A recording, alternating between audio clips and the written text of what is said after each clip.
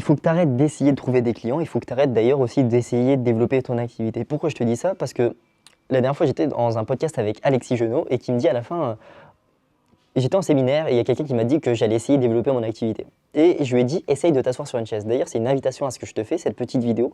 C'est essaye de t'asseoir sur une chaise. Mais vraiment juste essaye. Vas-y à fond, mais avec ce mode essaye. Essaye à fond de t'asseoir sur une chaise et tu me diras si tu y arrives. Et ben, c'est la même chose quand on développe son activité et je trouve que c'est un point important qui est essentiel et moi je le vois chez beaucoup de personnes dans des coachings. Cette notion de ouais bah vas-y, j'ai pris conscience de ça, je vais aller essayer de publier, je vais aller essayer de me mettre en avant, je vais aller essayer de trouver un client, je vais aller essayer de prospecter.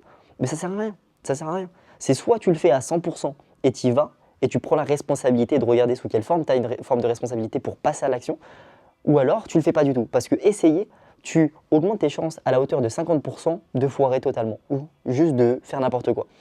Donc vraiment, c'est cette notion d'essayer, elle m'a fait beaucoup rire et je trouvais que c'était intéressant d'en faire une vidéo. Je me suis même posé la question, et je sais qu'il y a encore des endroits, je pense que j'ai pas noté, de où est-ce que moi, Rafa, j'ai la sensation d'essayer des choses. Tu vois, là, très prochainement, j'ai envie de lancer un atelier mensuel, donc tous les mois réunir 10 freelances et faire un coaching collectif, surtout d'ailleurs à l'hôtel Kyriade. Et la première fois que j'ai sorti cette phrase, j'écrivais un message à une entrepreneuse, j'ai dit j'ai envie d'essayer de lancer ça. Et en fait, en lisant mon message, j'ai fait mais attends, mais Rafa, c'est quoi l'état d'esprit que tu dégages? C'est quoi l'état d'esprit que tu as envie d'incarner et le message que tu fais? T'es pas quelqu'un qui essaye, tu es quelqu'un qui fait les choses. Le Rafa, dans 3 ans, il n'essaye pas. C'est quand il a une idée, il met les choses en place, il capitalise, il regarde où il a une forme de responsabilité et il joue là-dessus pour mettre les choses en place et il va chercher les résultats escomptés.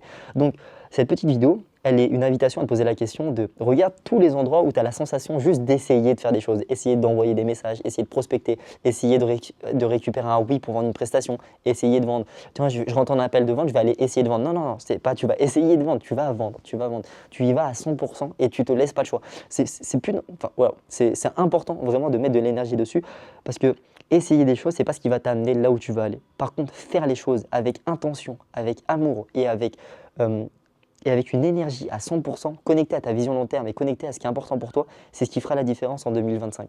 Donc vraiment, c'est une invitation à te poser cette question. Où est-ce que tu as la sensation d'essayer les choses et comment est-ce que tu peux faire les choses?